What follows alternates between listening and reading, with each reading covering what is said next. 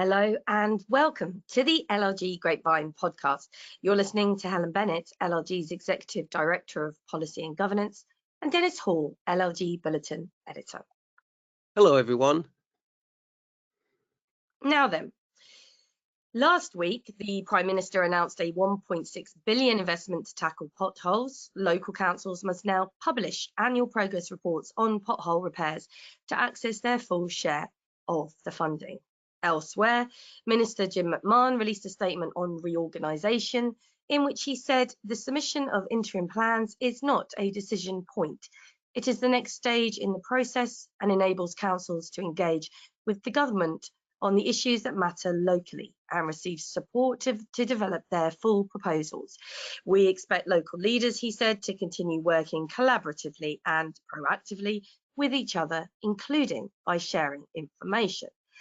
And something else notable last week, the Supreme Court upheld the powers of local authorities to restrict voting by councillors on planning applications through their standing orders. We've mentioned this before, and it's been a long time coming, this judgment. It is, of course, the matter of Spitalfields Historic Building Trust and the London Borough of Tower Hamlets.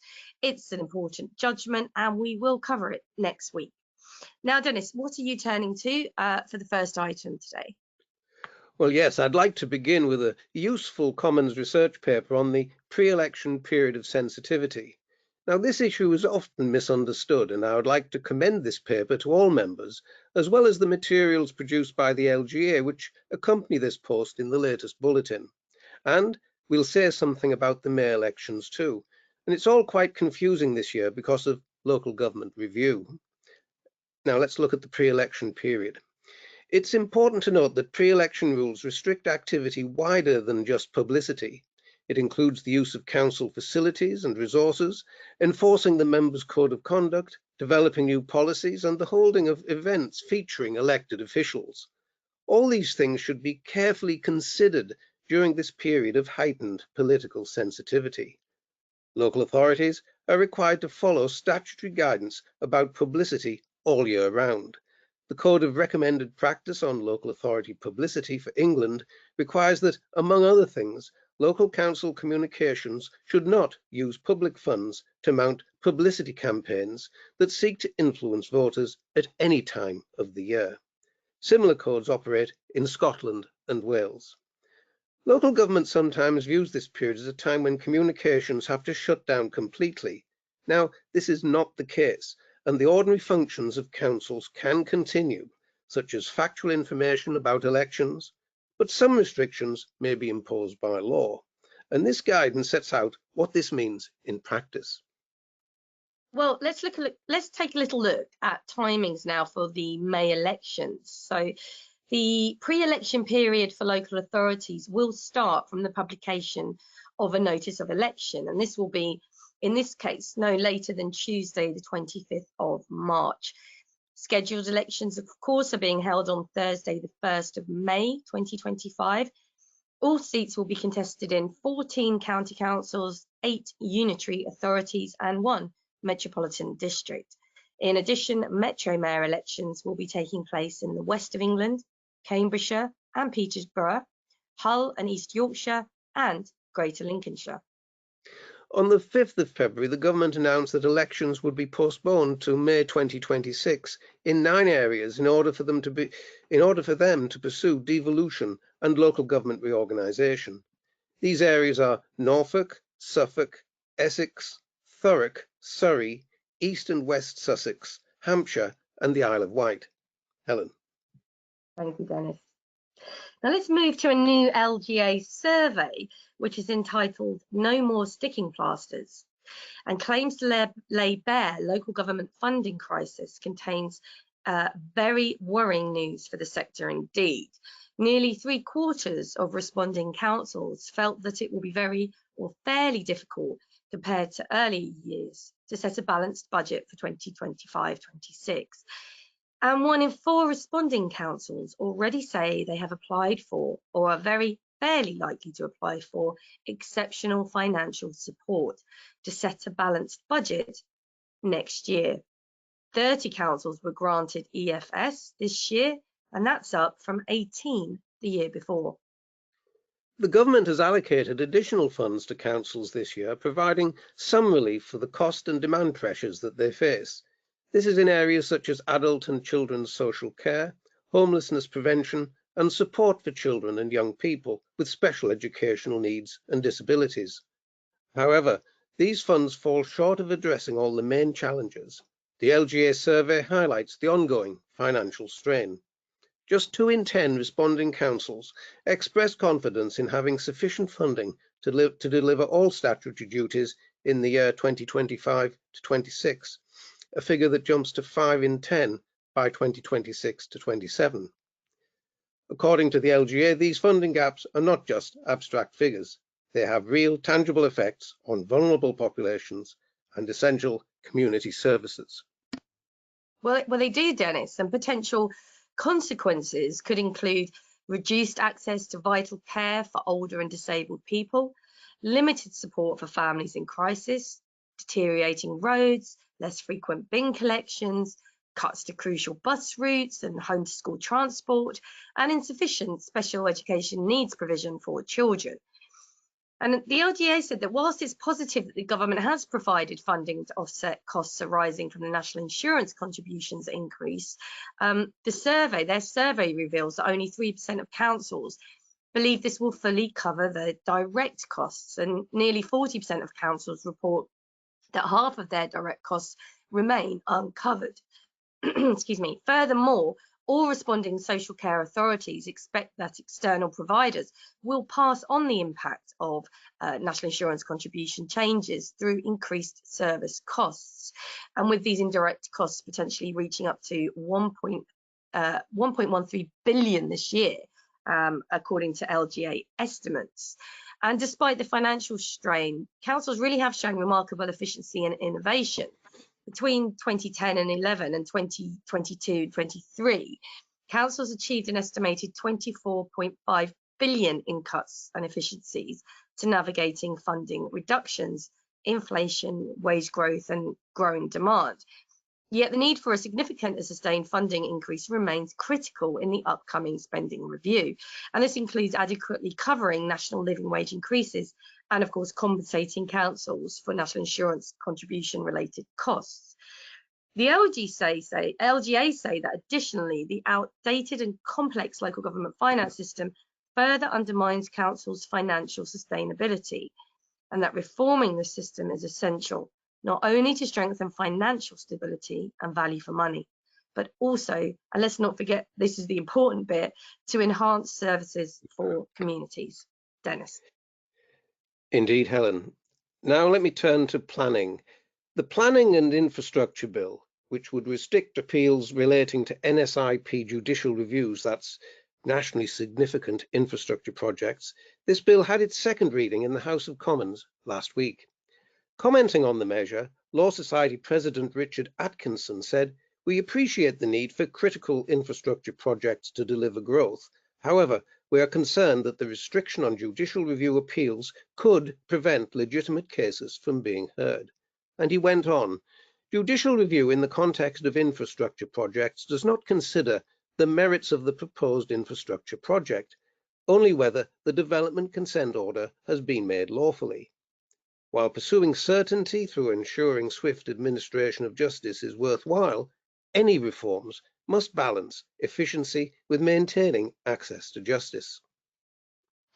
Yeah, I took a look at Richard Atkinson's statement, and he also said, which I thought was interesting, stopping people from seeking permission to appeal to the Court of Appeal, where an NSIP appeal has initially been deemed totally without merit, may seem superficially attractive, but we do not currently know how many such NSIP claims were later successful.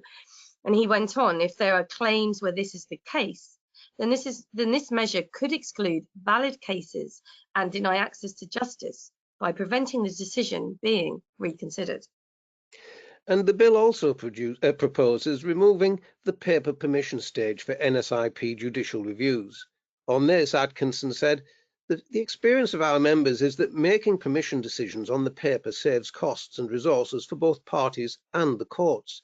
And he added, in contrast, the preparation required for an oral hearing can be extensive. and there are additional costs to attending a hearing, which would be borne by both parties. And he said, streamlining judicial review on permission decisions should be evidence-led, particularly when considering the importance and impact of NSIPs.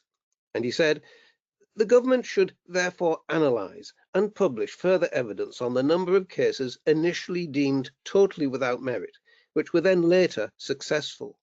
Officials should also look again at the cost implications of removing the paper permission stage to allow assessment of the impact on access to justice. Helen. Well, certainly from experience, paper permission stages did seem to work quite well. And there's no argument that oral hearing does take longer. But let's see how the government reacts to those submissions. Now, I want to turn to an article by James Mallory Nelson from Sharp Pritchard that's available on their website, whose analysis of the case, now bear with me here, Dennis, Patarkatsishvili and Woodward-Fisher. Now, I'm going to apologise there because quite honestly, I did not pronounce that correctly. But this case shines a light on how to navigate the often tricky waters of pre-contract property inquiries. So what are pre-contract inquiries? Well, as James explains, these are the questions buyers submit before committing to a property purchase or lease. These inquiries help uncover crucial details about the property or land, things like whether third parties might have rights over it, for example. Now, while sellers aren't legally required to answer these under common law, buyers, of course, carry this responsibility to do their homework. We're all taught it, aren't we? Caveat emptor, let the buyer beware, it all comes into play. But James reminds us that this principle isn't all encompassing. Sellers must disclose latent defects and avoid providing false or misleading information. Distinguishing between facts, laws, and mere opinions is also critical, he says, because false statements can quickly spiral into misrepresentation claims. Let's just remind ourselves about misrepresentation. James breaks it down for us. He says it occurs if a seller gives false information that a buyer relies on when entering into a contract. To prove this, 4 elements must be shown: the false statement, reliance by the buyer, the falsity at the time of contract, and a resulting loss.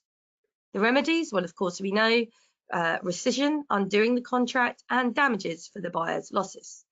And here's a key takeaway from James. Reliance is essential. The buyer must genuinely have acted on the false statement. And James highlights a fascinating and indeed shocking example. The Moth Mansion case, which I remember seeing in the papers earlier this year. Just picture this, a £32.5 million Notting Hill mansion.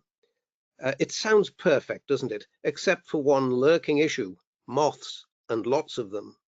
The seller, knowing about the infestation caused by wool-based insulation, blatantly denied any knowledge of vermin problems when answering the buyer's inquiries.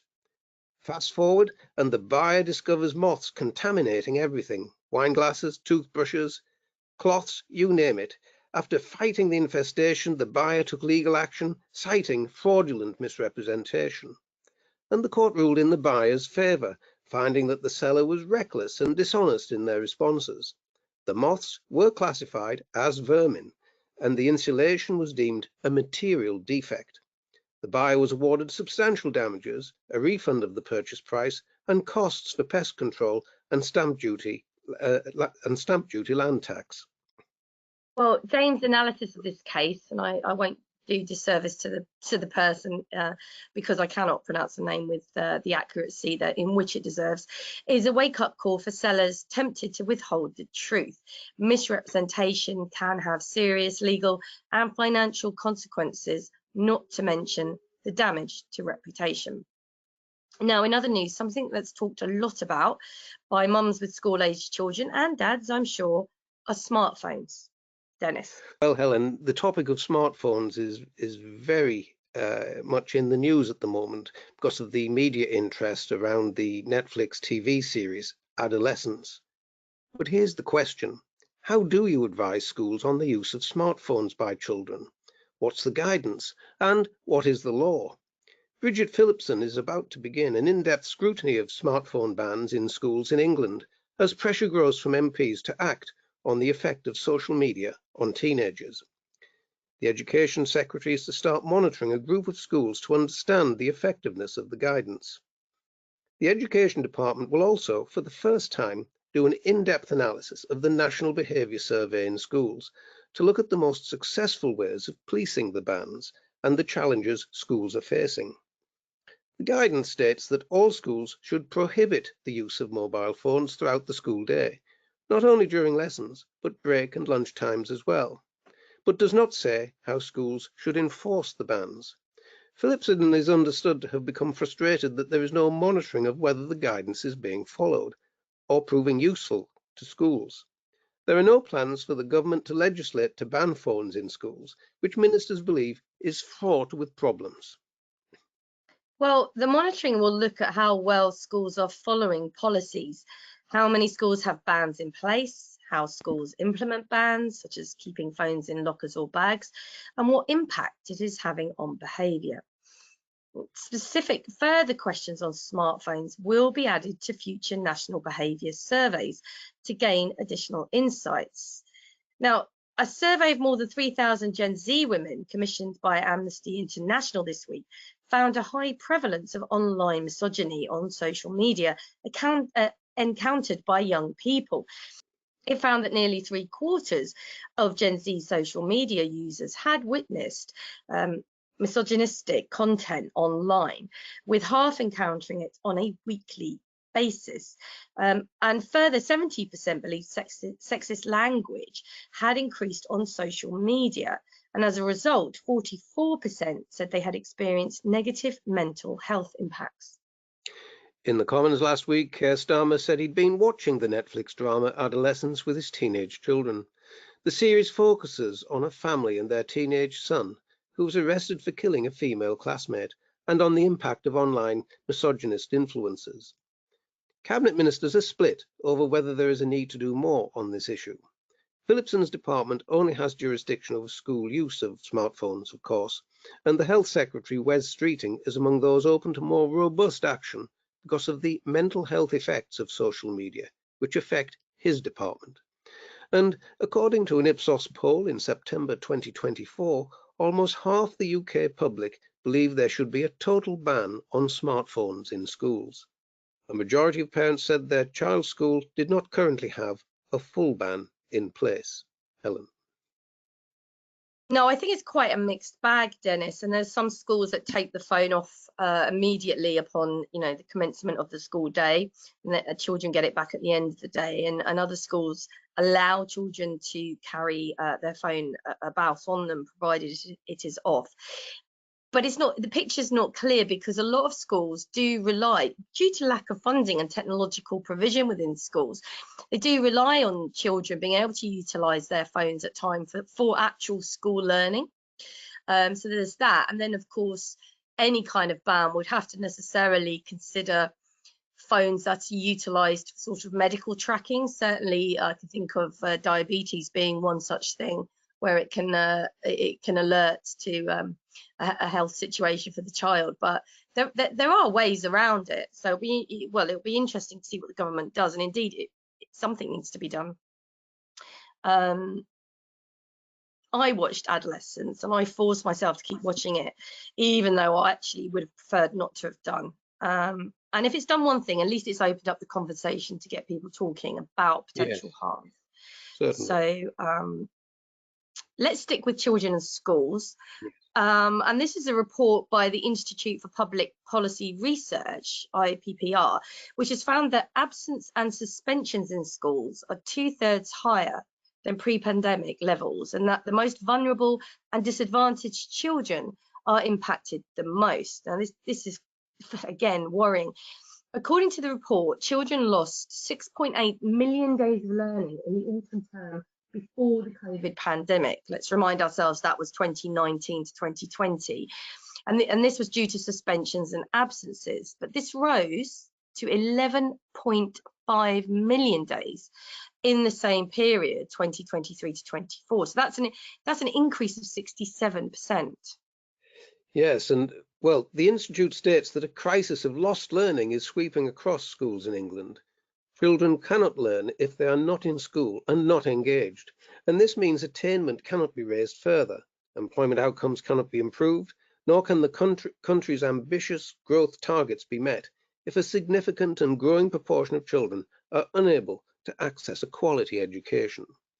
Now, to turn the tide of lost learning, the Institute claims that the education system must evolve, and its report sets out 10 recommendations for national government, local authorities, trusts and schools, which, if delivered, would see a measurable improvement in inclusion, meaning fewer children would be losing out on learning. Now, the report sets out 4 principles of effective whole school inclusion. These are: inclusion is built from the universal upwards, inclusion is a culture that is led from the top, inclusion is community collaboration, and inclusion is measurable. Well, the universal up is the Institute's principle 1 in their report, Dennis. It's interesting. I struggled with what that meant, but in it they state that government policies have a huge influence on the everyday elements that shape each child's experience of school. So that's classrooms, teachers, routines, other students, lessons. And this is what they mean by these universal aspects of school life being the foundation of belonging and inclusion. And the Institute also takes the view that currently mainstream education structures in England are not designed with inclusion in mind. Accountability policies and obstacles to accessing additional support have created barriers to earlier intervention, the report says, which are contributing to the rapid rise in children seeking educational health and care plans and placements in special schools. And this has resulted in schools seeing inclusion as a separate system rather than as a fundamental to their universal practice. And further, the Institute states that building inclusion from the universal up will, in time, reduce the need to rely on slow and adversarial specialist support in the form of ECHPs and placements in special schools, EHCPs, sorry. While some children will always require a detailed specialist assessment and placements, and this is the bit I found interesting in the report, if more children are supported earlier, their needs will not escalate, enabling them to maintain belonging and engagement in their local mainstream school. And that's the crux of the matter, because the studies and research demonstrate that if you can intervene with a child at the earliest years, their ability to grow and be retained in a mainstream setting escalates tremendously. Early engagement is key every single time. It's such a pragmatic report in my view, Dennis, and it's absolutely worth the read.